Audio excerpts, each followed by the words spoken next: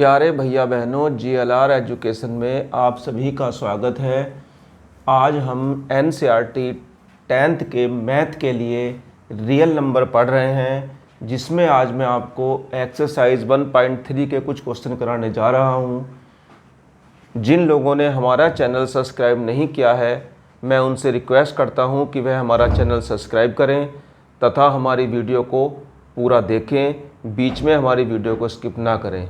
यदि आपको वीडियो नहीं देखनी है तो आप ना देखें, लेकिन अगर देखनी है तो उसे पूरा देखें और स्किप ना करें और हमारे चैनल को सब्सक्राइब करें, क्योंकि हम बहुत मेहनत से आपके लिए वीडियो बनाते हैं। क्वेश्चन है हमारा, वर्गमूल 3 एक परिमेय संख्या है, सिद्ध करो।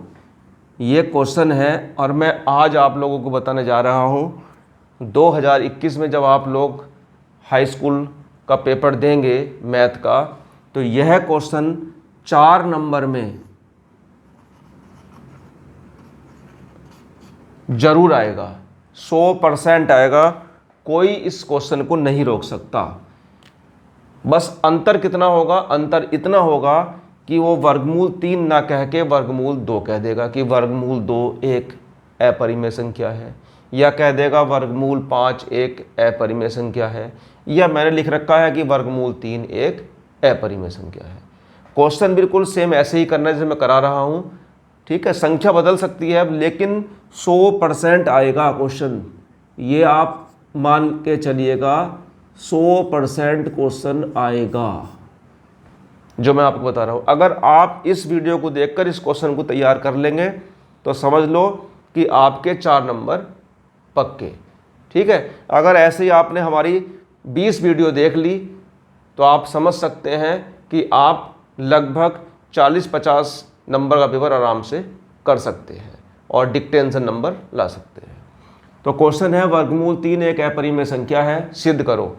तो इस अपरिमेय सिद्ध करने के लिए हम इसमें विरोधाभास विरोधक्ति का नियम लगाएंगे, उसे कहते हैं अपोजिशन लॉ। अपोजिशन लॉ का मतलब होता है कि जो चीज़ फैक्ट है, जो यूनिवर्सल है, अगर कोई चीज़ यूनिवर्सल है और हम आपसे कहें कि भाई सिद्ध करो, या मैं आपको पेन दिखाता हूँ और मैं आपको पेन दिखा कहने लगूँ कि भाई सिद्ध करो कि यह एक पेन है, तो आप लोग कहोगे कि गुरुजी पेन तो ये है ही और हम इसे कैसे सिद्ध करें। या मैं आपसे कहूँ कि सिद्ध कीजिए कि यह एक आम है।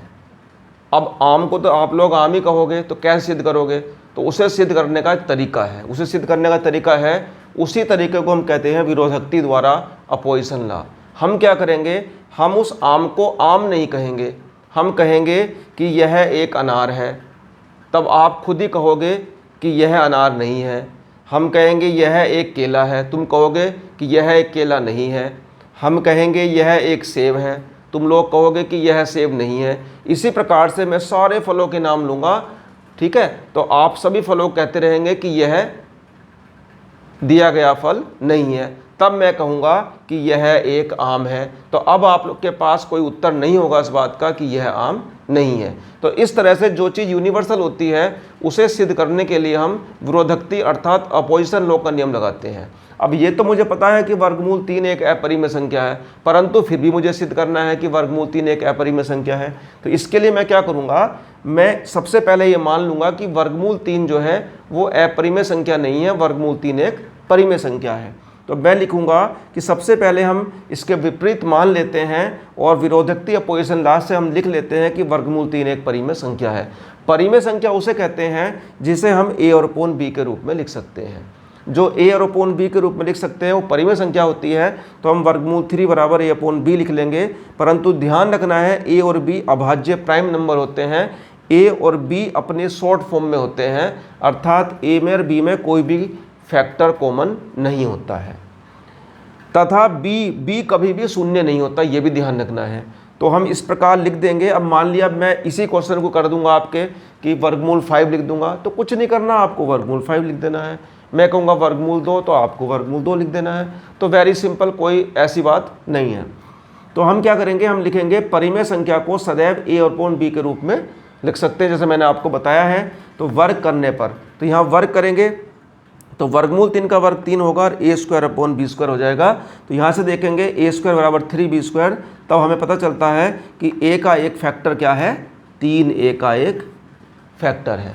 तो इसी प्रकार से हम आगे बढ़ेंगे इस सवाल में और हम लिखेंगे इसे,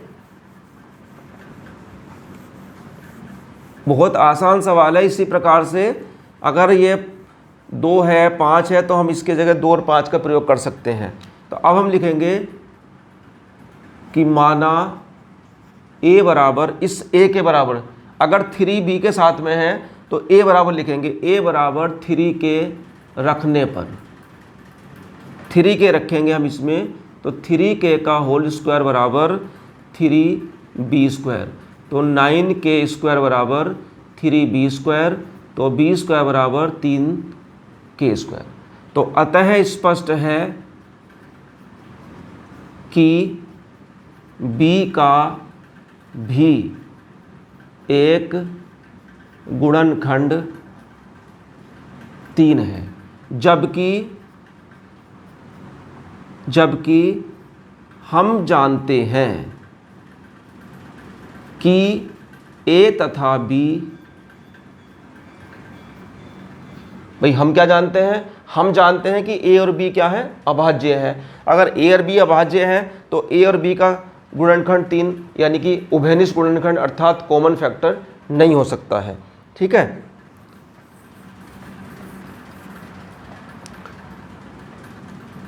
a और b अभाज्य हैं, अतः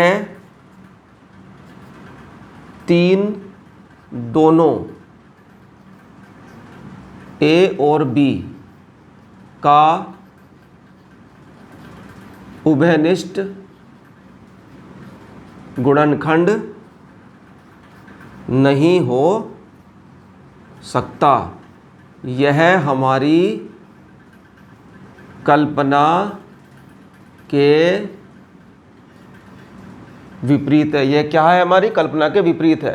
भाई जो हमने कल्पना की थी उस कल्पना के अनुसार a वर्गमूल 3 अगर परिमेय संख्या था तो a और अपॉन b अभाज्य प्राइम नंबर होने चाहिए थे, लेकिन यहाँ a और b के अंदर उभयनिष्ठ गुणनखंड 3 आ गया है, तो यह हमारी कल्पना के विपरीत है। अतः यह परिमेय संख्या नहीं है, यह एक अपरिमेय संख्या है। इस प्रकार से हम इसे कर सकते हैं। तो मैं आपको होमवर्क के लिए कार्य दे रहा हूं। होमवर्क में आपका कार्य होगा, आप जो है घर से वर्गमूल 5 और वर्गमूल 3 मैंने आपको करा दिया है, तो आप घर से वर्गमूल 2 और वर्गमूल 5 एक अपरिमेय संख्या है सिद्ध करो। ये आपको करना है होमवर्क घर से। एक बार मैं फिर बताने जा रहा हूँ आपको, 4 नंबर से 6 नंबर तक मोस्ट क्वेश्चन है ये। 4 नंबर का तो आता ही आता है। तो अगर आप इस वीडियो को मेरी देख लेंगे, इसे सब्सक्राइब कर लेंगे, तो आने वाली और वीडियो भी आपको मिलती रहेंगी। और इस प्रकार जैसे आप एक वीडियो देखने से 4 नंबर का क्वेश्चन पक्का करेंगे, हो सकता है 10, 20, 50 वीडियो अगर आप लोग देख लो तो 70 नंबर का पेपर जो होगा उसे आप बहुत अच्छे नंबरों से कर सकते हैं। ठीक है, हमारी जो अभ्यास है इसी में हमारी अभ्यास दी है 1.3 में। तो 1.3 में कुछ क्वेश्चन दिए हैं जो मैं आपको बता रहा हूँ। उसमें क्वेश्चन नंबर जो 1 है वो तो यही है कि वर्गमूल 5 एक अपरिमेय संख्या है, और जो क्वेश्चन नंबर 2 और 3 है वो मैं आपको नेक्स्ट वीडियो में बताऊंगा। आज आपके लिए केवल यही काम है, इस वीडियो को बार बार देखिएगा, 1, 2, 3 बार देखिएगा और इस प्रश्न का पूरा आनंद लीजिएगा और फिर अपने आप इन 2 क्वेश्चन को करिएगा। अगर आप इसे कर लेते हैं तब आप देखना कि आपको अपने मन में कितनी आत्मसंतुष्टि होगी और आपको लगेगा कि हाँ मैंने कुछ किया है। ठीक है, इसी उम्मीद के साथ कि आप इस वीडियो को अच्छे से देखेंगे। धन्यवाद।